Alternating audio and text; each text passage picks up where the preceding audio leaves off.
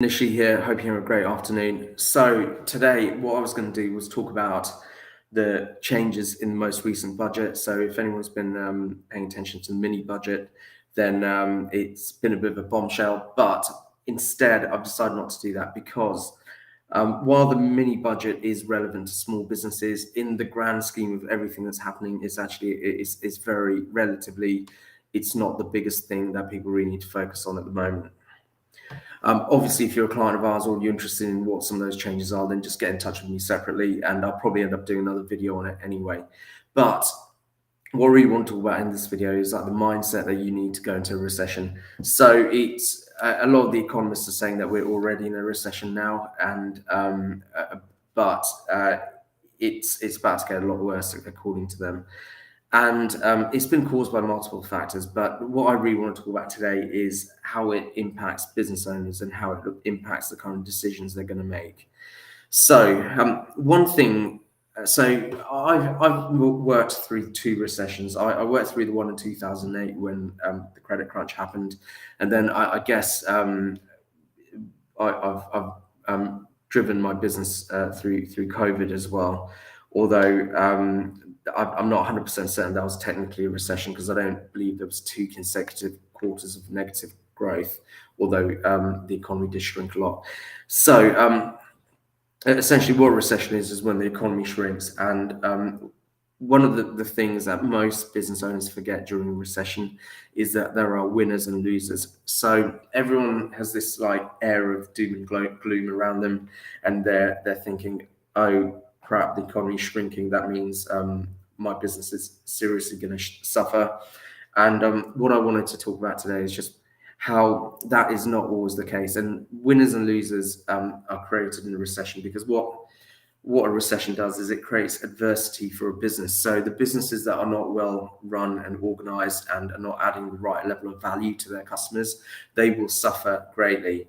And the businesses that are focused on the value and more importantly, not just focused on adding value, but focused on adapting, because your customers' needs and requirements and pain points change a lot during a recession. Things they were worried about before the recession or objectives they had before the recession might not be objectives they had anymore. So to do well in a recession, what you've really got to do is just have a think about the things that you currently do that become more important in a recession, and think about the things that you currently do that become less important in a recession. Because to really grow your business through a recession, what you're going to have to do is change your mindset and change your marketing.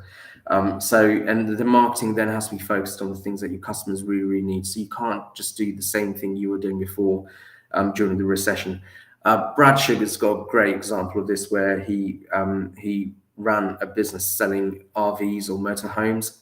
And when the credit crunch happened in 2008, essentially people didn't have the money, the finance to buy these motorhomes, so they converted the business into a business that rented motorhomes instead. So it's just something to think about.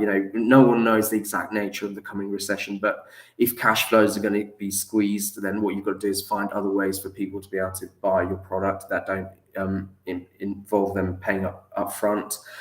If it's a case of people are worried about their business is really shrinking, then you've got to find really efficient and effective ways for them to be able to market. That is, if you're a marketing agency. And in terms of accountants, really thinking about collating all the information available to help your clients, all the government incentives, grants, and think about how easy ways they can really manage their cash flows and then providing it to them. So any industry you're in, there's a way to adapt it to actually support your customers and clients better during a recession. So this is the mindset. To summarize that, it's a case of understanding you can win in a recession just as well as lose. And also just remembering that actually sometimes a recession can be really good for your industry, because there might be a lot of your competitors there who are really complacent and they're doing things that are affecting you, maybe because they're being irresponsible with pricing or with their strategies, and that it's impacting your business. And one thing to look forward to is actually a recession can clean them out. Obviously, that's I mean that in the most sensitive way possible, because there'll be people in those businesses relying on their jobs.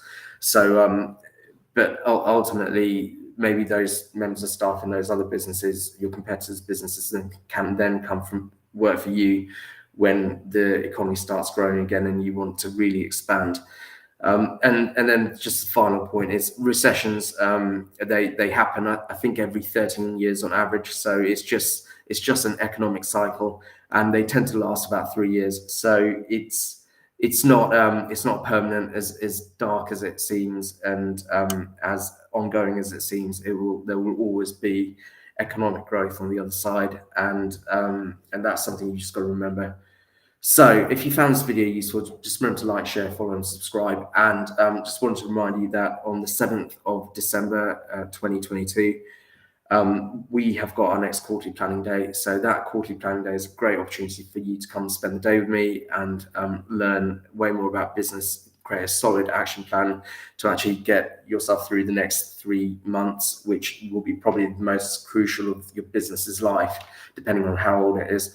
Then that's the place to come do it. So get in touch with me if you want to find out more about that, and I will see you at the next video.